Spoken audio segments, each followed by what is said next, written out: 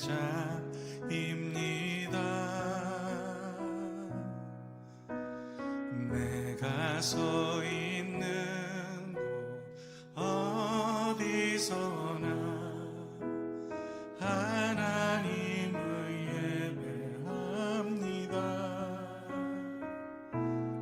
내 영혼 거룩한 은혜를 향하여 내 마음 완전한 하나님 향하여 이곳에서 바로 이 시간 하나님을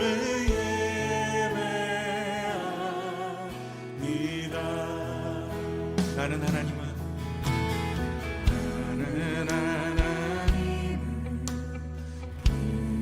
예배하는 예배자입니다. 내가 서 있는 곳 어디서나 하나님을 예배합니다. 내 영혼 거룩한 은혜를 향하여 내 마음 완전한 아멘. 이곳에서 바로 이 시간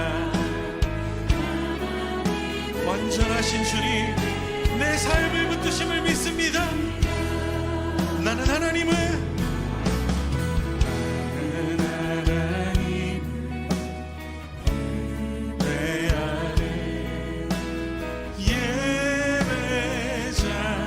예배자입니다. 내가 서 있는 곳 내가 서 있는 곳 어디서나 하나님을 예배합니다. 내 영혼 거룩한 은혜를 향하여 내 마음 완전한 하나님 향하여 이곳에서 바로 이 시간 하나님을 예배합니다. 내 영혼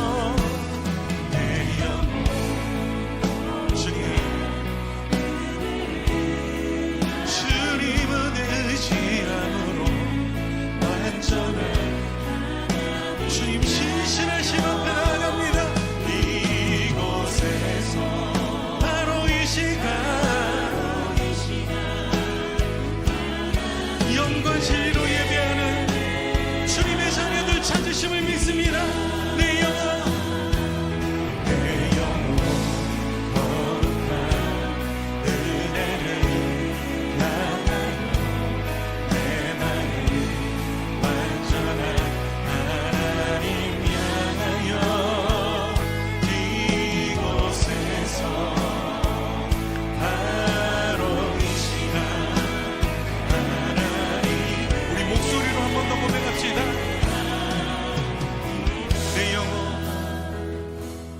내 영혼 거룩한 은혜를 향하여 내 마음 완전한 하나님 향하여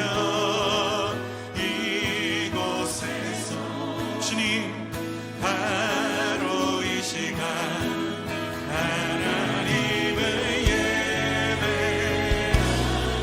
내 영혼 거룩한 은혜를 향하여 완전하신 하나님의 뜻 우리를 인도하시고 계심을 믿습니다. 바로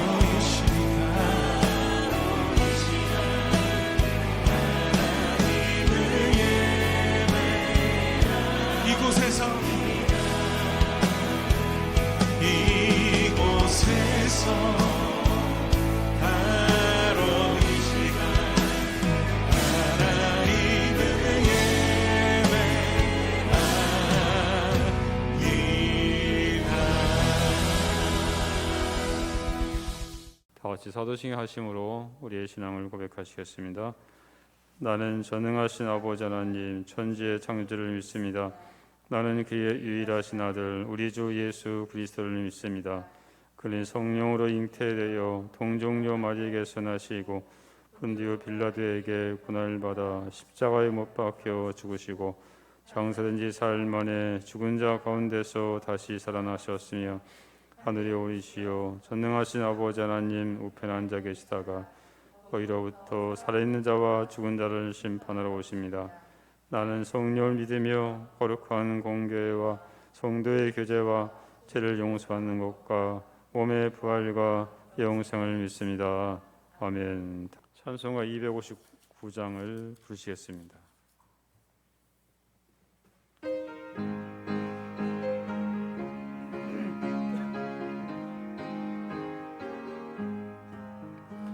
예수 십자가에 흘린 피로써 그대는 씻기어 있는가. 더러운 죄 이게 하는 능력은 그대는 참으지 않은가. 예수의 보혈로 그대는 씻기어 있는가. 마음속에 여러 가지 죄악이 깨끗이 깊이어 있는가. 주 예수와 밤낮 수련을 그대는 행동을 하는가. 아무 때나 어디서나 그대 십자가 붙들고 있는가. 예수의 보혈로 그대는 씻기어 있는가. 마음속에 여러 가지 죄악이 깨끗이 씻기어 있는가. 주님 예수 다시 올 때 그대 영접할 예복이 있는가. 그대 몸은 거룩한 곳 천국에 들어갈 준비가 됐는가. 예수의 보혈로 그대는 씻기어 있는가. 마음속에 여러 가지 죄악이 깨끗이 씻기어 있는가. 모든 죄에 더러워진 예복 그가 지금 다 벗어서 샘물같이 솟아나는 보혈 눈보다 더이게 씻으라. 예수의 보혈로 그대는 씻기어 있는가. 마음속에 여러 가지 죄악 깨끗이 씻기어 있는가. 아멘. 이 시간 우리 대표해서 김경식 권사님 기도하시겠습니다. 기도하시겠습니다. 거룩하신 하나님 아버지, 믿음의 백성들에게 하나님의 자녀가 되는 권세를 허락하시고 주님을 영접하는 자들에게 구원을 허락하여 주심에 감사와 찬송과 영광을 올려드립니다. 저희가 구원과 사죄와 기도 응답과 승리의 확신을 갖고 살아가게 하심에 감사드립니다. 예배를 통해 하나님의 준비된 축복이 한량없이 내리기를 간절히 간구합니다. 말씀과 찬송과 기도를 통해 모든 예배자들이 하나님의 신령한 복을 경험하는 은혜와 기쁨이 충만한 예배가 되도록 인도하여 주시옵소서. 내가 거룩하니 너희도 거룩하라고 하신 말씀에 거울에 지난 일들을 조명하며 성결하고 정결하고 거룩하게 살지 못한 저희의 허물을 자복하며 회개합니다. 동의하며 회개하는 심령이 성도의 본분에 충성을 다하도록 십자가의 보혈로 깨끗이 씻어 주시옵소서. 제 근원이 되시는 하나님 아버지, 저 멀리 남수단에 파견되어 국위를 선양하고 있는 한빛부대와 함께 하시고 그 지휘관과 함께 하시고 모든 간부와 용사들과 함께 하셔서 한 명의 낙오자가 없이 임무생을 마치고 고국의 품에 돌아오게 보호하여 주시옵소서. 모든 임무수행간 주께서 함께 하셔서 안전하고 성과 있게 마칠 수 있도록 매일매일 함께하여 주시옵소서.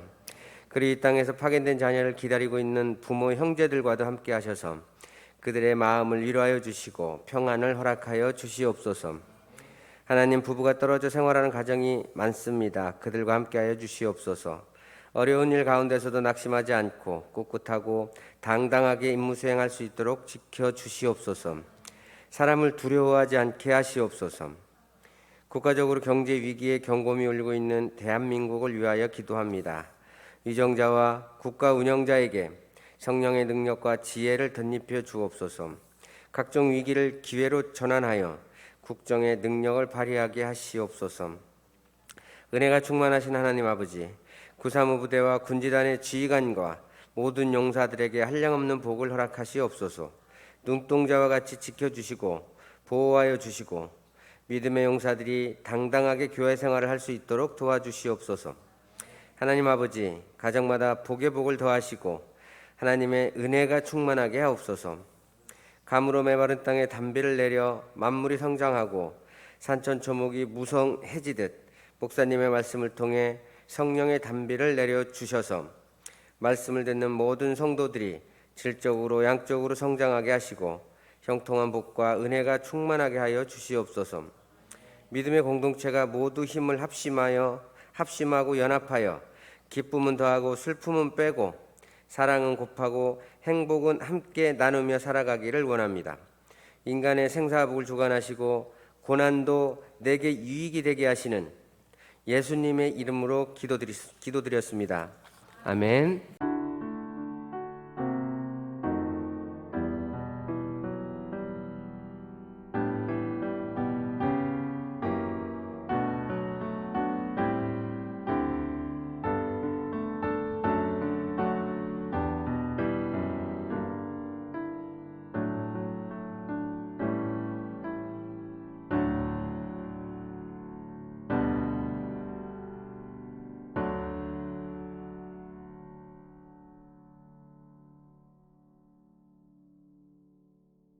하나님께서 오늘 우리에게 주신 말씀은 여호수아 5장 1절부터 9절 말씀입니다. 여호수아 5장 1절부터 9절 말씀입니다.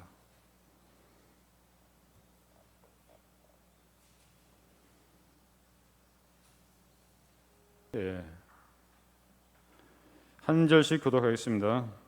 요단 서쪽의 아모리 사람의 모든 왕들과 해변에 가나안 사람의 모든 왕들이 여호와께서 요단물을 이스라엘 자손들 앞에서 말리시고 우리를 건너게 하셨음을 듣고 마음이 녹았고 이스라엘 자손들 때문에 정신을 잃었더라. 그때 여호와께서 여호수아에게 이르시되 너는 부싯돌로 칼을 만들어 이스라엘 자손들에게 다시 할례를 행하라 하시매 여호수아가 부싯돌로 칼을 만들어 할례산에서 이스라엘 자손들에게 할례를 행하니라. 여호수아가 할례를 시행할 까닭은 이것이니 애굽에서 나온 모든 백성 중 남자 곧 모든 군사는 애굽에서 나온 후 광야길에서 죽었는데 그 나온 백성은 다 할례를 받았으나 다만 애굽에서 나온 후 광야길에서 난 자는 할례를 받지 못하였음이라. 이스라엘 자손들이 여호와의 음성을 청종하지 아니하므로 여호와께서 그들에게 대하여 맹세하사 그들의 조상들에게 맹세하여 우리에게 주리라고 하신 땅 곧 젖과 꿀이 흐르는 땅을 그들이 보지 못하게 하리라 하시매 애굽에서 나온 족속 곧 군사들이 다 멸절하기까지 40년 동안을 광야에서 헤매었더니 그들의 대를 잃게 하신 이 자손에게 여호수아가 할례를 행하였으니 길에서는 그들에게 할례를 행하지 못하였으므로 할례 없는 자가 되었음이었더라. 또 그 모든 백성에게 할례 행하기를 마침에 백성이 진주 각 처소에 머물며 낫기를 기다릴 때에 9절 같이 읽겠습니다. 여호와께서 여호수아에게 이르시되 내가 오늘 애굽의 수치를 너에게서 떠나가게 하였다 하였으므로 그곳 이름을 오늘까지 길갈이라 하느니라. 아멘. 옆 사람 인사하겠습니다. 집사님이 우리에게 보배입니다. 네, 우리 형제들이 우리 교회 정말로 보배입니다. 진짜 오늘 우리 형제들 정말로 이렇게 한 영혼이 얼마나 참 중요하고 귀한지, 저는 정말 소중한지 다시 한번 이렇게 우리가 깨닫고, 그래서 비전 2030 이 한 영혼을 그리스도께로, 그 다음에 100만 성도를 이제 앞으로 10년 동안 1년에 10만 명씩 100만 명 해가지고 이렇게 세례를 받는 그런 지금 배우가 운동이 벌어지고 있는데 100만이 중요한 것이 아니라 정말로 한 사람이 얼마나 중요한지, 결국은 한 영혼부터 시작이 되겠죠. 이렇게. 그런 의미에서 우리 용사들 이렇게 나온 거, 우리 한빛부대도 또 이렇게 한빛교회 거기서 또 이렇게 예배드릴 때 그 인원이 비록 적지만은 그 한 사람을 통해서 그 부대 모든 장병들이 더 나가서는 또 부모님들을 또한 전도해서 많은 영혼들이 정말 이렇게 다시금 돌아오고 회복됨으로 인해서 우리 한국교회가 다시 일어서는 그러한 놀라운 역사가 나타나기를 주님의 이름으로 간절히 축원드립니다. 아멘. 행복을 찾아서라는 영화가 있습니다. 이 영화는 원래 미국의 ABC 방송국에서 한 흑인의 인생을 다큐멘터리로 이렇게 만들었었는데 그것을 보는 사람들이 너무나 반응이 좋았어요. 그래서 이것을 이렇게 영화로 이렇게 만들었습니다. 이 영화의 주인공은 크리스 가드너라는 그런 사람입니다. 실제 인물입니다. 영화의 처음은 그가 계부의 폭력으로 어린 시절을 살아간 데서부터 시작이 됩니다. 결국 폭력을 견디다 못한 그의 어머니는 이 가드너가 8살이 되던 해에 계부가 있던 집에 불을 지르고 이 어머니가 감옥에 들어갑니다. 결국 가드너는 남의 집에 입양되어서 어린 시절을 살아갑니다. 그의 어린 시절은 가정폭력과 알코올 중독 그리고 아동학대 등의 상처로 얼룩진 그런 삶이었습니다.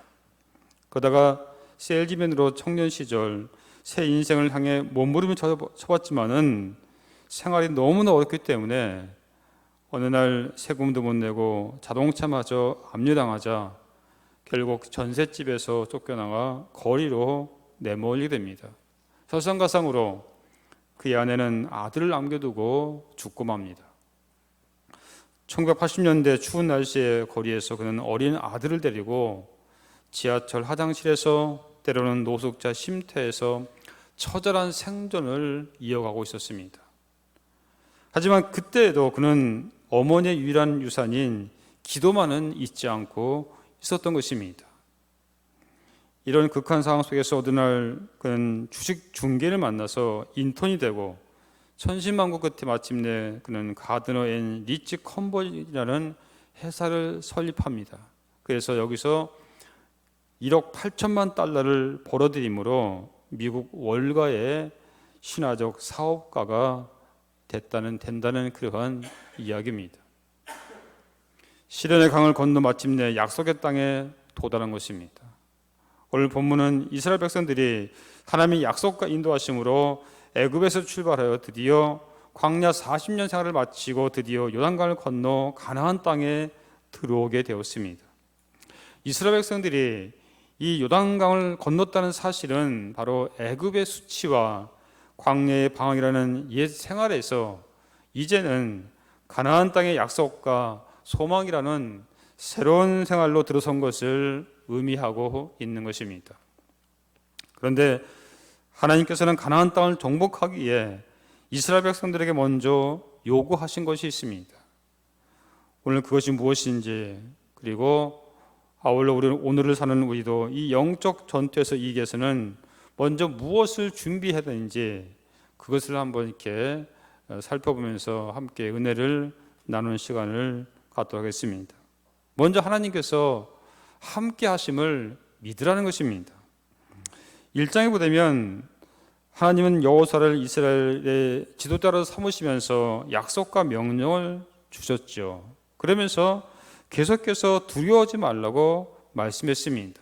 여호수아 1장 9절 보면 내가 내게 명령한 것이 아니냐, 강하고 담대하라, 두려워하지 말라, 놀라지 말라, 내가 어디로 가든지 네 하나님 여호와가 함께함이라고 하나님께서 여호수아에게 위로와 격려를 해줬습니다.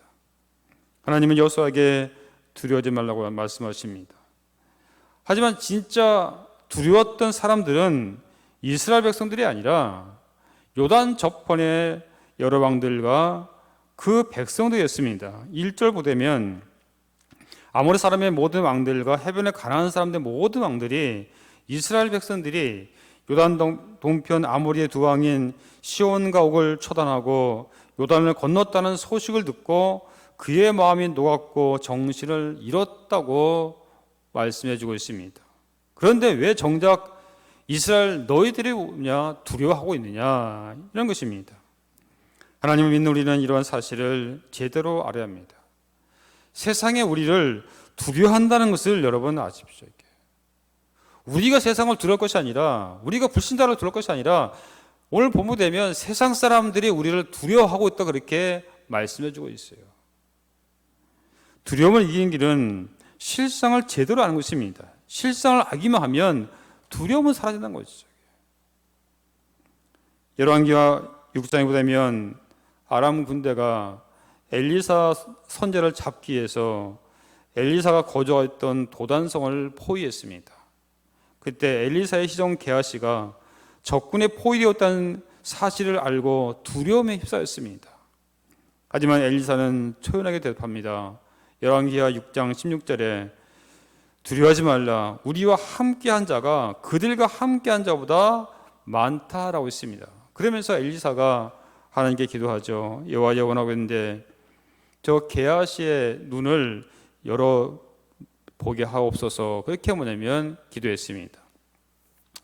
그때 하나님께서는 그 게하시의 눈을 열어서 불말과 불병거가 산에 가득하여 엘리사를 둘러싸고 있는 것을 보게 했던 것이죠. 오늘날 말하면 이 자원대 지역을 하나의 성이라고 생각합시다. 이 성인데 이 성에 뭐냐면 그 아람 군대가 뭐냐면 완전히 뺑 둘러싸고 있는 거예요. 그런데 게하시가 눈을 떠 보니까는 이 자원적에 있는 저 금병산으로부터 모든 그 둘레 하나님의 군대가 그들 뒤에 보면 완전히 진을 치고 있었던 거죠. 엄청난 그런 불말과 불경거가 가득하고 있었던 거죠. 여러분, 보이면 두렵지 않게 됩니다. 안 보이기 때문에 두렵죠. 그러므로 우리는 하나님께 영적인 눈이 열리도록 또한 은혜를 받도록 그렇게 우리가 기도를 드려야죠. 영적인 눈으로 우리가 하나님께 어떤 존재인지, 우리가 하나님 앞에 어떤 사람인지 그것을 우리가 뭐냐면 깨닫는 거죠. 사람들이 자꾸만 소리치고 날뛰는 이유는 뭡니까? 안 보이기 때문입니다. 보이면 그렇지 않죠. 보이지 않으니까 밤낮 절망적인 소리만 하고 안 된다고 그러고 죽겠다고 그러고 교회가 미래가 있느니 없느니 그런 소리 하는 것입니다. 하지만 하나님의 능력을 바라보고 하나님의 역사하심을 바라볼 수 있는 사람은 절대로 절망적인 이야기를 하지 않습니다. 하나님께서 살아계심을 믿는다는 것입니다. 하나님께서 함께 해주신다는 사실을 믿기 때문이죠. 그래서 로마서 8장 31절에 하나님이 우리를 이해하시면 누가 우리를 대적하리요, 이런 말씀이 나오죠. 여러분, 세상에 대해 한번 곰곰이 한번 생각해 보십시오. 우리의 직장생활과 군생활을 한번 생각해 보시기 바랍니다. 세상 속 예수 믿지 않는 사람들을 여러분 한번 생각해 보십시오. 그들이 어떻게 하고 있습니까? 상관이 두려워서 눈치만 보는 그런 모습이 보이지 않습니까? 직장생활을 하는 사람들은 언제 잘릴지 몰라서 그냥 예금 통장만 바라보며 부들부들 떠는 그런 모습이 보이지 않습니까?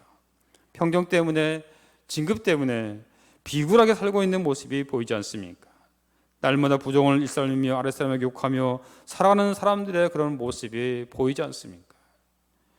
여러분, 이런 사람들은 죄를 밥 먹듯이 먹고 살아가는 사람들입니다. 참으로 불쌍한 존재들입니다. 술독에 빠져 살고 돈독에 올라있는 그들, 죄악에 눌린 사람들의 참모습을 볼 수 있다면 그들에게 평안이 없다는 것도 우리가 볼 수 있을 것입니다. 그런데 그런 그들이 왜 우리가 두려워할 필요가 있겠냐 이것이죠. 반면에 우리는 깨어있는 사람들입니다. 영적으로 깨어있는 사람들이죠. 우리는 대충대충 사는 그런 인생이 아닙니다. 우리 하나님이 도우시는 인생입니다. 우리는 인생의 청사진을 가지고 있습니다. 우리에게는 중심이 있고 하나님의 인도하심이 있습니다. 그래서 우리는 기도할 수 있습니다. 그런데 왜 무엇이 두려워하냐 그렇죠. 패치 아담스라는 영화가 있습니다. 이 영화는 무리의 병원으로 유명한 헌트 아담스의 실화입니다. 헌트는 삶의 고뇌에 시달리다가 자살을 시도하고 정신병원에 수용이 됩니다. 어느 날 한 괴짜 영감이 이 헌트에게 손가락 4개를 펼쳐 보이며 몇 개인지를 물었습니다. 4개라고 답하자 그는 손가락만 보지 말고 이 손가락 그 너머를 보라 그렇게 얘기했습니다. 이때 영화에서는 손가락이 겹쳐 보이는 장면이 보입니다. 헌트가 8개로 답하자 괴짜 영감은 바로 그걸 하며 문제에만 초점을 맞추면 답이 보이지 않으니 그 너머를 보라고 강조했습니다. 우리의 삶에는 문제가 끊임없이 일어나고 있습니다. 맞닥뜨려야 할 싸움도 계속해서 생기는 것입니다. 이런 현실에서 우리가 어떻게 승리할 수 있습니까? 눈에 보이는 것이 전부가 아님을 우리는 알아야 할 것입니다. 겉으로 드러나는 현상 너머에는 더 중요한 것들이 숨어 있는 것입니다. 그것은 하나님의 시각을 지녀야 볼 수가 있는 것입니다. 사랑하는 여러분, 우리 형제, 우리 또 신의 형제 여러분, 눈을 뜨고 세상을 바라보시기 바랍니다. 세상이 우리를 두려워하여 소리 지르는 모습을 보시기 바랍니다. 전능하신 하나님의 이름으로 담대히 나가시기를 주님의 이름으로 간절히 축원드립니다. 두 번째, 우리가 영적 전투에 승리하기 위해서는 하나님의 언약 관계를 회복해야 됩니다. 2절 이하로 되면 전쟁을 앞두고 있는 가운데 이해할 수 없는 일들을 우리가 볼 수 있습니다. 자, 지금 전쟁을 지금 앞두고 있어요. 근데 여기 보면 할례를 행하고 유월절을 지키라 그러면서 여호와의 군대 대장에 나타나는 그러한 장면이 나옵니다. 이것은 바로 이스라엘 백성들을 성결하기 위해서 하나님과 관계가 회복되는 그런 모습인 것입니다. 자, 먼저 할례는 뭡니까? 언약과 긴밀한 그런 연관이 있습니다. 자, 2절에 보게 되면, 자, 2절을 다시 보겠습니다. 그때 여호와께서 여호수아에게 이르시되 너는 부싯돌로 칼을 만들어 이스라엘 자손들에게 다시 할례를 행하라 했습니다. 할례는 쉽게 말해서 포경 수술이죠. 자, 근데 이 할례는 아브라함과 언약을 이렇게 맺었죠. 하나님께서 처음에. 자, 창세기 17장부 되면 하나님이 또 아브라함에게 이르시되 그러니 너는 내 언약을 지키고 내 후손도 대대로 지키라. 너희 중 남자는 다 할례를 받으라. 이것이 나와 너희와 너희 후손 사이 지킬 내 언약이니라. 너희는 양피를 베어라. 이것이 나와 너희 사이에 언약의 표징이니라 했습니다. 그러니까 이스라엘 백성들이 할례를 행한 것은 그들이 하나님의 백성임을 나타내는 바로 언약의 표징인 것입니다. 다른 이방인들과 하나님의 백성을 구분한 것은 뭐냐? 바로 이 할례라는 것이죠. 자, 그런데 오늘 4절 5절 보면 40년 전에 애굽에서 나온 20세 이상의 이스라엘 모든 남자는 할례를 받았지만은 광야에서 태어난 이스라엘 자손들은 아직 할례를 받지 못한 상태에 있었다고 말씀해주고 있습니다. 광야 생활은 하나님께 대한 불순종과 이에 대한 하나님의 징계 연속이었습니다. 그렇기 때문에 그때 할례를 행하는 것은 아무런 의미가 없었습니다. 왜냐하면 언약의 징표인 할례는 하나님의 백성된 자로서의 순종을 전제로 하기 때문이죠. 그때 맨날 광야에서 이렇게 원망하는데 거기서 할례를 할 수가 없는 거죠. 하지만 광야 생활을 뒤로하고 이제 요단강을 건너서 약속의 땅으로 들어온 지금은 하나님과 관계를 재정립하기 위해서 이한 증표로서 할례는 가장 시급하고 필수적인 것임을 보여주고 있는 것이죠. 제일 먼저 바로 우선순위입니다. 여리고 성을 공격하고 이게 중요한 것이 아니라 싸우는 것이 중요한 것이 아니라, 땅을 차지하는 게 중요한 것이 아니라, 돈을 많이 버는 게 중요한 것이 아니라, 너희가 먼저 할 것은 바로 하나님과의 관계다 이거죠. 우리는 어떤 진급을 하기 위해서, 때로는 어떤 좋은 보직을 가기 위해서, 아니면 돈을 아파트로 뭘 하기 위해서 뭐냐면 먼저 하나님께 달라고 하죠. 하지만 하나님께 중요한 것은 바로 하나님과의 관계죠. 그것이 우선순위가 아니고 바로 너와 나의 바로 하나님과 관계, 이것이 중요하기 때문에, 그래서 뭐냐면 하나님께서 뭐냐면 이 할례를 하라고 한 것입니다. 하지만 이것은 세상적인 기준으로 볼 때 무모한 것이죠. 전쟁을 앞두고 남자들에게 이 포경 수술해서 전혀 움직일 수 없게 만들었다는 것은 전투력을 완전히 상실하게 만드는 것입니다. 만약 적이 눈치를 채고 먼저 기습 공격을 한다면 완전 꼼짝없이 몰살 당할 수도 있다는 거죠. 이게. 그렇다면 전쟁을 앞두고 할례를 행했다는 것은 무엇을 의미하는 것입니까? 이 전쟁은 군사력이 그 승패를 좌우하는 전쟁이 아닌 바로 영적 전쟁으로서 우리가 하나님의 백성인 것을 확증하는 일, 즉 하나님과 관계를 재정립하는 것이 더 급선무를 하는 것입니다. 그니 영적 슬럼프에 빠진 사람, 삶이 뒤죽박죽 되어 있는 사람에게는 무엇이 먼저 필요합니까? 저는 바로 예배라고 생각합니다. 예배로부터 실타래를 풀어야 합니다. 영적 실타래를 풀려면 우선 실마리부터 찾아야 합니다. 실마리를 찾으면 영적 시간이 오래 걸리더라도 엉킨 것을 풀 수 있기 때문이죠. 그 실마리가 바로 하나님과 나와의 관계입니다. 전쟁을 앞둔 이스라엘 백성들이 군사력이 아닌 하나님과 관계 회복부터 도모한 것이 바로 할례의 의미인 것입니다. 그렇다면 우리 오늘날 우리에게 할례란 무엇을 말씀하고 있습니까? 이것은 바로 내적인 할례, 즉 마음의 할례를 의미하는 것입니다. 신명기 10장 16절에 너희는 마음의 할례를 행하고 다시는 목을 곧게 하지 말라. 또한 로마서 2장 28절에 대저 표면적 유대인이 유대인이 아니요 표면적 육신의 할례가 아니라 오직 이면적 유대인이 유대인이며 할례는 마음의 할지니라고 그렇게 말씀했습니다. 그러면 마음의 할례란 무엇을 의미합니까? 그것은 베어내고 잘라내며 제거하는 것입니다. 즉 하나님에 대한 불순종과 거역의 옛생활을 베어내는 것이죠. 세상의 갖가지 육신의 정욕과 이생의 사랑과 안목의 정욕에서 돌아서는 것입니다. 과거의 악하고 더러운 습관들을 깨끗이 제거하는 것입니다. 자신이 세상에 속한 자가 아니라 하나님께 속한 자임을 인정하고 고백하는 것입니다. 그래서 하나님의 자녀답게 살 것을 다짐하는 것입니다. 오직 예수 그리스도를 통한 마음의 할례로만 하나님과 올바른 관계를 맺을 수가 있는 것이죠. 이것이 바로 오늘 우리에게 주는 바로 할례의 의미이죠. 두 번째는 유월절입니다. 10절부터 이제 10절에 나오는데 이스라엘 백성들 할례를 시행한 지 나흘 후에 유월절을 맞아서 그날을 지켰습니다. 오늘 여기 나오는 것은 세 번째 유월절입니다. 첫 번째 유월절은 출애굽 전날에 애굽 땅에서 지켜졌고, 두 번째 유월절은 출애굽한 지 1년 후에 시내산에서 지켜졌습니다. 그리고 40년 동안 지키지 않다가 오늘 약속의 땅인 가나안 땅에 들어선 지금 하나님과 관계 회복을 위해서 할례와 더불어 가장 절실한 문제로 대두가 되었던 것입니다. 이 유월절의 말의 의미는 넘어갔다는 뜻이죠.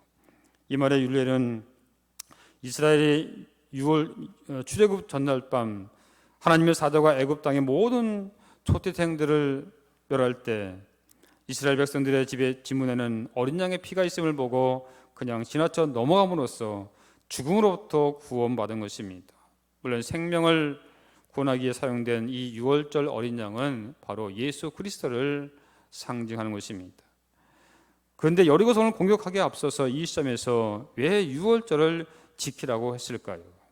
그것은 우리의 진정한 해방이 우리의 노력과 의지로 되는 것이 아니라 유월절 어린 양의 피를 의지할 때 가능하다는 것을 말씀해 주고 있는 것입니다. 신앙의 표현도 하다면 십자가를 붙들어야 한다는 뜻이죠. 유월절을 지킨 것은 우리의 삶의 중심에 예수 그리스도의 십자가를 두면서 인생을 살라는 바로 구약의 예표인 것입니다.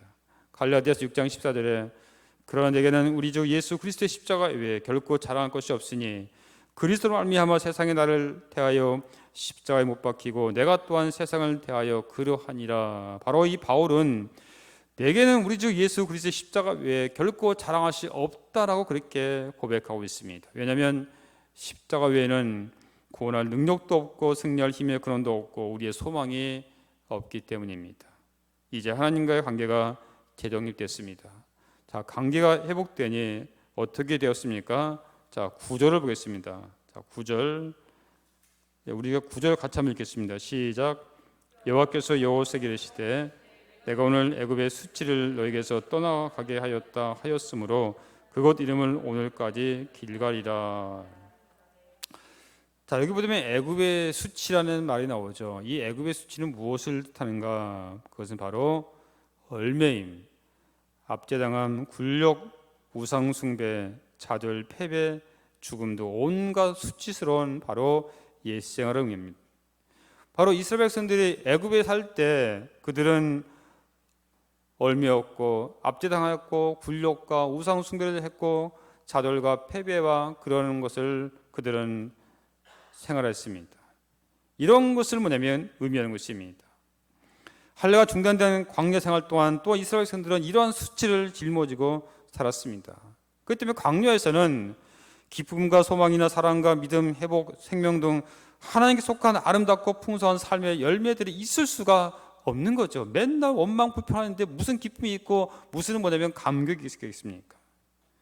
하지만 할례를 행함으로써 이스라엘에게서 애굽의 수치는 벗겨졌습니다. 할례의 장소가 길갈에서 행하게 된 것도 우연이 아닙니다. 이 길갈이라는 뜻은 뭐냐면 굴러가다라는 그런 뜻입니다. 그러니까는 애굽의 수치가 이 길갈에서 이제 굴러갔다. 모든 것이 뭐냐면 다 굴러갔다는 뜻이죠. 오늘 우리의 영적인 수치는 무엇입니까? 영적인 수치, 여러분 우상 숭배입니까? 아니면 쾌락입니까? 안일입니까? 음란입니까? 돈입니까? 그런 것이 있다면 이제 우리는 예수 그리스도 안에서 이 모든 것을 굴려 버려야 합니다. 우리 삶의 현장을 영적인 길갈로 만들어야 됩니다. 이러한 모든 것을 성령의 불로 소멸시키고 십자가에 철저히 못 박아야 된다는 것이죠. 또한 12절 되면 만나가 끝쳤다고 있습니다. 만나는 하나님께서 제공한 음식으로 애굽에서 나온 지 한 달 후인 2월 15일에 시내산 부근의 신광야에서 처음으로 주어졌습니다. 그 이후 40년 동안 이스라엘 백성들은 이것을 먹었습니다. 그런데 이제 만나가 끝쳤습니다. 이것은 광야 생활이 종료되었음을 의미하는 것이죠. 즉 하나님과 관계가 재정립됨을 의미하고 있습니다. 세 번째는 여호와의 군대 대장이 나타난 사건입니다. 13절부터 15절 말씀인데 13절 되면 여호수아가 여리고에 가까이 이르렀을 때에 눈을 본즉 한 사람이 칼을 빼어 손에 들고 마주 서 있는지라. 여호수아가 나아가서 그에게 묻되 너는 우리를 이해하느냐 우리의 적들을 이해하니. 14절 한번 같이 읽겠습니다. 시작. 그가 이르되 아니라 나는 여호와의 군대대장으로 지금 왔느니라 하는지라. 여호수아가 얼굴을 땅에 대고 엎드려 절하고 그 이르되 내 주여 내 중에 무슨 말씀을 하려 하시니까. 15절 같이 여호와의 군대대장이 여호수아에게 이르되 네 발에서 신을 벗으라 내가 선 곳은 거룩하니라 하니 여호수아가 그대로 행하니라. 자, 이를 두고 사람들이 학자들이 하나님이 인간의 모습으로 나타나는 그런 것이다. 구에게 나타나신 예수님이시다. 또한 야곱이 쓰지만 하나님의 사자다. 기도원에게 나타난 여호와의 사자다. 이렇게 학자들이 주장하고 있습니다. 하지만 여기 나타난 여호수아의 군대대장은 바로 하나님 자신입니다. 여기 나오는 이 군대대장은 다니엘서 8장 13절인가요? 11절이네요. 다니엘서 8장 11절에 이 군대장이라는 용어 단어가 딱 두 군데 나옵니다. 다니엘서 8장 11절과 그리고 오늘 본문에 나오는 바로 이 군대대장. 다니엘서에 거기 보면 거기는 하나님 자신으로 그렇게 나와 있습니다. 자, 그 이유를 이제 두 가지 보시는데, 자, 먼저 14절을 보면 여호수아 앞에서 그같이 한 행동을 통해서 우리가 알 수 있습니다. 그는 여호수아에게 경배를 받았다는 것입니다. 만약에 그가 천사였다면 여호수아의 경배를 거절했겠죠. 왜냐하면 천사도 우리 사람들과 같은 피조물이기 때문입니다. 그런데 본문에 나오는 이 여호수아의 군대 대장은 기꺼이 경배를 받으신 것입니다. 또 한 가지는 그가 여호수아에게 한 말을 통해 볼 수 있는데 15절 보면 자, 이 말은 40년 전에 시내산에서 떨기나무 불꽃 가운데서 하나님께 모세를 부를 때와 똑같습니다. 이 사실은 바로 여호와의 군대 대장이란 곧 하나님 자신을 보여주고 있는 것입니다. 그러면 네 발에서 신을 벗으라는 명령의 의미는 무엇인가? 어떤 분은 겸손의 표현이라고 하신 분도 있고 어떤 분은 무장해제를 의미한다고 하는 그런 분도 있습니다. 저는 이 말씀을 지금 여호수아의 심장에서 접근해 보겠습니다. 자, 이스라엘 백성들을 이끌고 가나안 정복에 나서게 된 새로운 지도자 여호수아가 느꼈을 이 부담감은 우리가 상상할 수 없을 정도로 대단했을 것입니다. 만약에 우리 권사님도 그렇고 우리 정비사님 집사님도 마찬가지. 여러분 군대를 갑자기 보내면 군사령관을 여러분 이제 직을 맡겼습니다. 얼마나 부담스럽겠냐 그죠. 갑자기 뭐냐면 그냥 전속부 안에서 시정에 있다가 그 큰 지역 사령관을 여러분들 맡겼어요. 이게. 당연히 부담을 가겠죠. 이게. 얼마나 부담 가겠습니까? 저도 마찬가지로 여기서 목회하다가 큰 대형교회 하다가 맡겨도 한다. 당연히 부담이 가겠죠. 이렇게. 왜 안 가겠습니까? 이렇게. 지금 여호수아가 지금 그런 입장이잖아요. 이렇게. 수많은 백성들을 책임져야 하고 민족의 운명까지 책임져야 한다는 생각에 여호수아는 대단한 그런 압박감을 느꼈을 것입니다. 그때 여호와의 군대 대장이 여호수아 앞에 나타난 것입니다.